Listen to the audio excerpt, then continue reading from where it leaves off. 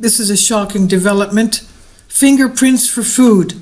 Venezuela now requires biometric scanning into government database in order for citizens to purchase their food. This is unbelievable. We're living really scary times. These people have no food and now they're being tracked with their fingerprints. It's nicknamed the Fingerprints for Food program, but it represents a dire new twist in the ongoing struggle for the socialist Venezuelan government to provide basic nourishment and products for its citizens. This was reported in the Miami Herald in May of 2014.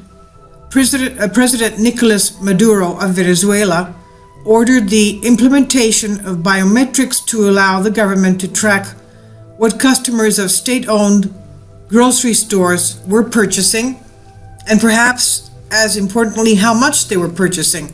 This is probably a precursor to the chip in these people. What's next? So President Nicolas Maduro, the paper reported, said that the measure was necessary to prevent hoarding. Why would, if anybody wants just to have this hoarding, just to sit there and look at their stores, their pantry filled with things, what business is it of anybody else? So Maduro wants measures to prevent hoarding and to help keep price-controlled food from being resold at a profit.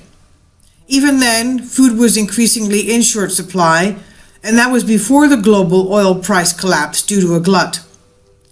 Venezuela receives 95% of its revenue from oil. In order to convince hungry Venezuelans to voluntarily register for this program, Food Minister Felix Osorio promised that anyone who signed up and give the government their fingerprints would be eligible for discounts and prizes, he says. And the military is now necessary to guard the stores. This scheme was not made mandatory when it first was implemented, but critics warned that it would become just another way for the state to keep tabs on its people, and could even serve as a precursor to rationing. The Herald reporter further stated, quote, "The initiative, called the Superior System for Secure Supplies, comes amid a raft of economic measures rolled out amid anti-government protests that have dragged on for almost 2 months, leaving at least 39 dead on both sides of the political divide," end quote. The program came amid some of the worst inflation suffered by Venezuela at the time, and it has only gotten worse since then because of crude oil prices decreasing so much that Venezuela is going bankrupt. This is a government that attacks the people not only with weapons but with the worst tax, inflation. Luis Florido, a national officer of the Voluntad Popular opposition party, said to the Herald at the time, "The government is creating economic chaos for the people of Venezuela," he said. In January 2015, Natural News reported that food shortages had become so commonplace in Venezuela that customers were forced to wait for hours on food lines, with many opting to sleep in line so as not to lose their place in the line.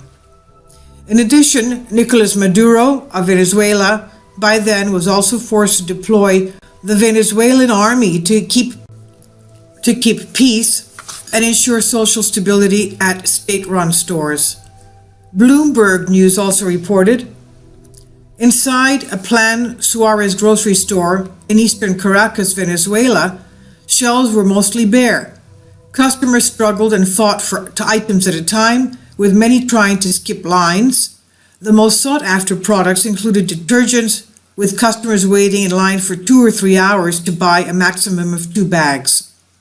A security guard asked that photos of empty shelves not be taken, emphasis added. By August of last year, things had not much improved. As the Wall Street Journal noted, violence permeated the country, punctuated by the torching of a National Guard command post that was set aflame by a mob infuriated by worsening food shortages. After they burned the command post, they rammed trucks into the smoldering ruins, reducing it into a pile of rubble. And now it's a national crisis. Things have just gotten worse since last year. because, of course, of the crude oil prices decreasing and running Venezuela into bankruptcy. This incident was just one of the many throughout the country, mostly brought on by chronic shortages of basic foods, goods, and products. Maria Palma, a 55-year-old grandmother, told the Wall Street Journal, "What's certain is that we're going very hungry here, and the children are suffering a lot." On that day, she had awakened at 3 o'clock in the morning to go stand in a food store line, which she finally abandoned around noon, empty-handed. One nonprofit group recorded more than 500 instances of violent protests throughout Venezuela, along with 56 instances of looting and scores of attempted looting of grocery stores, pharmacies, and warehouses, all in the first half of 2015. So we can imagine what's happening now, a year later. Even delivery trucks were targeted. Marco Ponce, head of the Venezuela Observatory of Social Conflict, says it's a national crisis. The Observatory of Social Conflict is a nonprofit group that did the study and told details to the Wall Street Journal. This is really sad, and this is not going well for the people there. Something should be done about this.